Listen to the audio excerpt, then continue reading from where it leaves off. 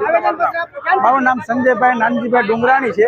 અમે અર્થના સોસાયટીમાં રહીએ છીએ। લગભગ 1992 થી અર્થના સોસાયટી પડેલી છે। તો નાના માણસો મધ્યમ વર્ગના બી માણસો રહે છે।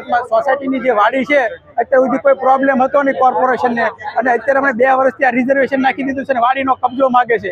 આજુબાજુમાં બધું જે વાડીઓ બધાની છે જ તે, અને કોઈને કોઈ તકલીફ નથી। તો અમારે કબજો વારંવાર 2-3 વાર કબજો લેવા માટે આવે છે। તો અમારા માટે કબજોની શું જરૂર છે કોર્પોરેશનને? અમારે 155 મકાન છે અમારી સોસાયટીમાં। બધા મધ્યમ વર્ગના તેમજ બધા માણસો રહે છે। તો એક નાના મોટે પ્રસંગ માટે થાય એવી વાડી છે, તો વાડીની કોર્પોરેશનને વાડીનો કબજો જોઈતો છે।